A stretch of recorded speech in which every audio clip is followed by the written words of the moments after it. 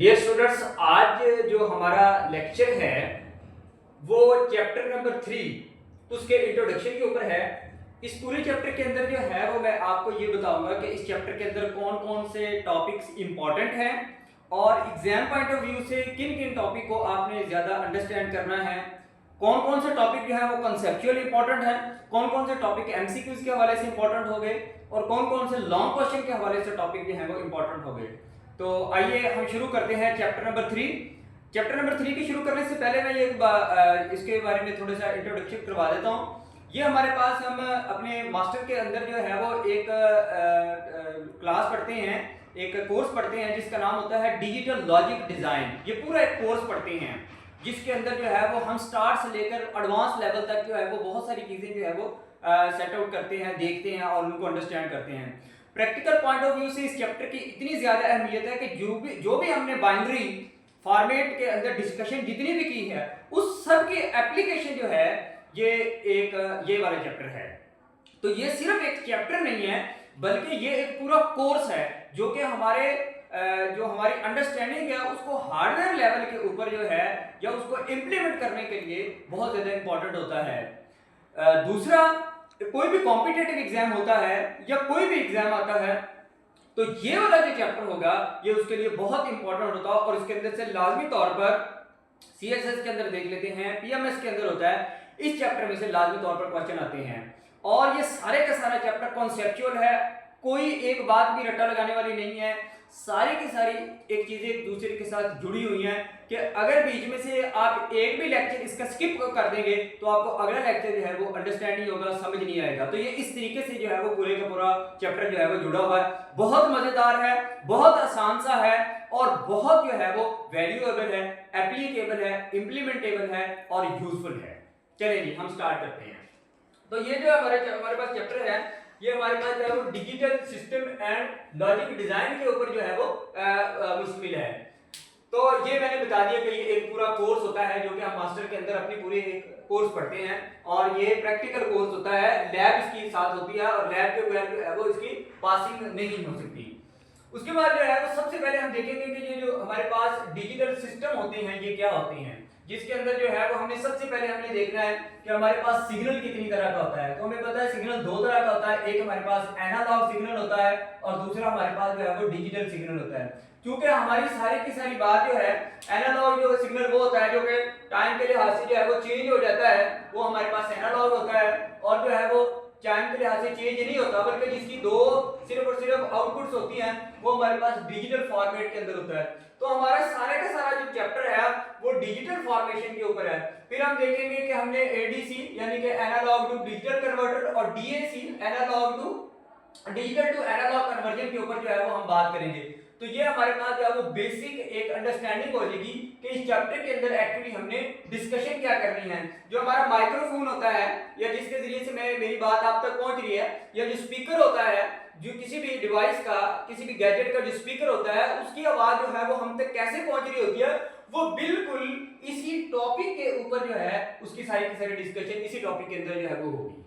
तो इस वजह से ये हमारी फाउंडेशन जो है वो इसके अंदर बनी है। तो ये जो है ये जो टॉपिक हमारा इसलिए इंपॉर्टेंट होगा ताकि हमें पता चल जाए कि एक्चुअली डिजिटल सिस्टम क्या होता है और इसके अफादियत क्या है और कहां-कहां पर इसका इस्तेमाल होता है, ये हम स्टार्ट कर लेंगे। फिर उसके बाद जो है वो हम मेन चीजों की तरफ शुरू हो जाएंगे, फंडामेंटल्स ऑफ डिजिटल लॉजिक। ये एक ऐसा कि हमने यहाँ पर सबसे पहले जो है वो हमने अपनी बूलियन अलजेब्रा जो है वो डिस्कशन करेंगे कि बूलियन अलजेब्रा क्या होता है। हम देखेंगे कि डिस्क्रीट वैल्यूज क्या होती हैं, यानी कि जिनकी सिर्फ और सिर्फ दो जो है वो हमारे पास वैल्यूज पॉसिबिलिटी होती है, 0 1 ट्रू फॉल्स ऑन ऑफ, जितने भी दो पॉसिबिलिटीज होती हैं उनको जो है वो हमारे पास डिस्क्रीट वैल्यूज होती हैं।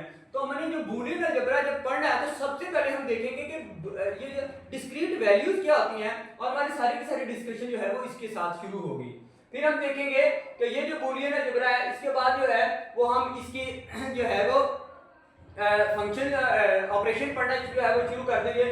ऑपरेशंस के अंदर जो है वो हम देखेंगे कि एंड ऑपरेशन क्या होता है, ये बहुत इंपॉर्टेंट टॉपिक होंगे इसके अंदर जो है वो एंड ऑपरेशन और ऑपरेशन और नॉट ऑपरेशन, ये तीन फंडामेंटल ऑपरेशंस होंगे और दो जो है वो हम एडवांस लेवल के ऊपर पढ़ेंगे, एक्सक्लूसिव और जो है वो हमारे पास जो होगा वो एक्सक्लूसिव एंड जो है वो गेट जो है या एक्सक्लूसिव नॉर जो है वो हम पढ़ेंगे। ये वाले जो है वो दो एडवांस लेवल के होंगे और ये हमारे पास बेसिक। तो ये वाला जो हमारे पास टॉपिक होगा ये बहुत इंपॉर्टेंट होगा दोनों पॉइंट ऑफ व्यू से, कॉन्सेप्चुअल पॉइंट ऑफ व्यू से या हमारी बेसिक जो है वो यहाँ पर स्टार्ट हो जाएगी कि अगर ये चीज हमें नहीं आती होगी तो ये वाला टॉपिक भी हमें नहीं आएगा, ये वाला टॉपिक भी नहीं आएगा, ये वाला भी नहीं आएगा और ये वाला भी नहीं आएगा। तो this is the basic of our chapter. तो ये मेरा हमारे पास बेसिक होगा। ये लॉन्ग क्वेश्चन के हवाले से भी बहुत इंपॉर्टेंट है और पेपर में यहां से लाजमी तौर पर क्वेश्चन आता है। और अगर पेपर में यहां से क्वेश्चन लॉन्ग ना भी आया तो शॉर्ट क्वेश्चन तो लाजमी आएगा, शॉर्ट क्वेश्चन ना भी आया तो एमसीक्यूज के अंदर तो लाजमी तौर पर शामिल होंगी चीजें इसमें से। तो हमें यहाँ पर ये बहुत अच्छे तरीके से इसको देखना होगा। ये लॉन्ग शॉर्ट एमसीक्यूज और कॉन्सेप्चुअल पॉइंट ऑफ व्यू से बहुत इंपॉर्टेंट होगा। फिर हम देखेंगे कि ये लॉजिक गेट्स कैसे बनते हैं। ये ऑपरेशन जब हम पढ़ लेंगे तो उसी से जो है वो हम गेट बनाएंगे। ये जो है वो नॉर गेट बनाएंगे, एंड गेट बनाएंगे, और गेट बनाएंगे, नॉट गेट बनाएंगे, एक्सक्लूसिव और गेट बनाएंगे, एक्सक्लूसिव नॉर गेट बनाएंगे। यानी कि यही ऑपरेशन को इस्तेमाल करते हुए किस तरीके से हमने जो है वो इनके सर्किट्स रेडी करने हैं, या जो हमारा कंप्यूटर सिस्टम होता है उसके अंदर जो हार्डवेयर होता है वो किस तरीके से जो हमारा एएलयू हमारे प्रोसेसर का एएलयू यूनिट होता है, अरिथमेटिक लॉजिक यूनिट होता है, वो किस तरीके से जो है वो बनता है, वो लॉजिक गेट जो है वो हम उसके अंदर जो है वो डेवलप करते हैं। तो ये इसी बुनियाद के ऊपर जो है वो हम उसके डेवलप करेंगे। तो इस वजह से ये वाला टॉपिक जो है वो मेरे लिहाज से जो है वो इंपॉर्टेंट होगा आपके बेसिक को स्ट्रॉन्ग करने के लिए। उसके बाद जो है वो हमने देखना है कि हम फंक्शन किस तरीके से बनाते हैं। हम दो यहाँ पर फंक्शन पढ़ेंगे, सम ऑफ द प्रोडक्ट और प्रोडक्ट ऑफ द सम। यानी कि ये दो तरह के फंक्शन पढ़ेंगे कि हमने किस तरीके से उन सारे के सारे प्रोडक्ट्स का सम करना है और फिर जो है वो उन सम का कैसे हम प्रोडक्ट करेंगे। ये जो हम ऊपर पढ़ेंगे इनको हम आपस में मिलाएंगे। फॉर एग्जांपल हमने एंड और आर को आपस में किस तरीके से मिलाना है, या हम जो है ये दो फंक्शन आपस में उनको किस तरीके से आपस में जोड़ेंगे। प्रोडक्ट के लिहाज से किस तरीके से जोड़ेंगे ये let's say x dot y, ये हमने दो फंक्शन को आपस में प्रोडक्ट के लिहाज से जोड़ दिया, ये डॉट प्रोडक्ट को कहते हैं। इसी तरीके से अगर हम x प्लस y करते हैं तो इससे बता दें कि हमने दो फंक्शन को आपस में x के यानी कि एंड r के लिहाज से जोड़ दिया। तो किस तरीके से, इसी तरीके से हमारे पास जो है वो दो हम यहाँ पर नोटेशन इस्तेमाल करेंगे, एक सिग्मा नोटेशन इस्तेमाल करेंगे और एक पाई नोटेशन जो है वो इस्तेमाल करेंगे जो कि पीओएस के लिए इस्तेमाल होती है और ये सिग्मा जो है वो एसओपी के लिए इस्तेमाल होती है। ये दो नोटेशन हम इसके अच्छे तरीके से रीड करेंगे और इसके ऊपर जो है वो डिटेल के साथ डिस्कशन करेंगे। तो ये वाला जो बूलियन फंक्शन का क्वेश्चन है खुद इंपॉर्टेंट तो नहीं होगा मतलब कि इम्तिहान के लिहाज से, लेकिन इसके अंदर से एक मैथमेटिकली क्वेश्चन आ भी सकता है, मैथमेटिकली क्वेश्चन किया जा सकता है। लेकिन ये वाली चीज जो है वो अगले तीनों टॉपिक के लिए बहुत इंपॉर्टेंट होगी कि अगर आपको ये फंक्शन समझ में नहीं आएगा तो आप उसकी सिंप्लीफिकेशन नहीं कर सकेंगे उन्हीं फंक्शन की, आप जो है वो लॉजिक डायग्राम नहीं क्रिएट कर सकते और आप जो है वो ये वाली चीज जो है वो अंडरस्टैंड नहीं कर सकते। सो हर एक टॉपिक जो है वो आपके साथ अगले टॉपिक के साथ इस तरीके से जुड़ा हुआ है कि बीच में से एक भी टॉपिक स्किप हो जाएगा तो आपको अगला जो है वो अंडरस्टैंड नहीं होगा और पता नहीं चलेगा। लिहाजा आप जब भी मेरी प्लेलिस्ट के अंदर कभी भी आप कोई भी टॉपिक रीड करें तो आपको चैप्टर नंबर 3 के अंदर ये लाजमी तौर पर देखना होगा कि आपने उससे पहले जो है वो चीजें लाजमी तौर पर पढ़ी हो, फिर आपको अच्छे तरीके से अंडरस्टैंडिंग होगी और आपका कॉन्सेप्ट जो है वो ज्यादा अच्छे तरीके से क्लियर हो सकेगा। चौथे नंबर पर हमने ये एक और इंपॉर्टेंट टॉपिक है जो है वो सिंप्लीफिकेशन। हमने इस यहाँ पर जो है वो शॉर्ट क्वेश्चन भी आएगा, लॉन्ग क्वेश्चन भी आएगा। यहाँ पर जो है वो हमने अपने फंक्शन को सिंप्लीफाई करना है। तो सिंप्लीफाई के अंदर जो है वो हम सबसे पहले उसके बेसिक रूल्स पढ़ेंगे, किन रूल्स के तहत जो है वो हम सिंप्लीफाई कर सकते हैं। यानी कि हमारे पास कॉम्प्लेक्स एक्सप्रेशन आएगा उसको हम सिंप्लीफाई कैसे कर सकते हैं, बहुत बड़ा एक्सप्रेशन होगा उसको छोटा एक्सप्रेशन कैसे कर सकते हैं। तो ये वही चीज है, जब हमने एसओपी और पीओएस पढ़ा होगा तो हमें सिंप्लीफिकेशन के अंदर बड़ी आसानी हो जाएगी। रूल हमें पता होंगे, एसओपी और पीओएस का पता होगा तो हम बिल्कुल अच्छे तरीके से इसकी सिंप्लीफिकेशन कर सकते हैं। सिंप्लीफिकेशन का एक एंड के ऊपर भी ये टॉपिक है, लेकिन यहाँ पर आपकी बुक में जो है वो सिंप्लीफिकेशन को सिर्फ और सिर्फ जो है वो रूल्स की हद तक जो है वो बता दिया गया है कि रूल्स के तहत जो है वो आपने सिंप्लीफिकेशन करनी है। तो this is another important mathematically long question के हवाले से ये वाला टॉपिक जो है वो इंपॉर्टेंट है। फिर आपकी बुक के अंदर लॉजिक डायग्राम्स की क्रिएटिंग के ऊपर जो है वो डिस्कशन बड़ी थोड़ी की गई है। एक्चुअली लॉजिक डायग्राम क्रिएट करने के ऊपर हमारा माइंड जो है वो बहुत ज्यादा काम करता है, क्रिएटिविटी डेवलप होती है। हमारे पास एक मैथमेटिकल एक्सप्रेशन या एक लॉजिक एक्सप्रेशन दिया जाएगा और बोला जाएगा कि इसकी लॉजिक जो है वो डायग्राम क्रिएट करो। बेशक आपकी बुक के अंदर जो है वो इंपॉर्टेंस नहीं हो सकती, लेकिन ये क्वेश्चन जो है वो बहुत इंपॉर्टेंट है आपकी डायग्राम के हवाले से, लॉजिक सर्किट सेट करने के हवाले से कि आपको एक्सप्रेशन पता हो और लॉजिक डायग्राम बनाती है। और अगर आपके सामने एक लॉजिक डायग्राम आ जाए तो आप उसका मैथमेटिकली एक्सप्रेशन या लॉजिक एक्सप्रेशन जो है वो उसका बना सकते हो।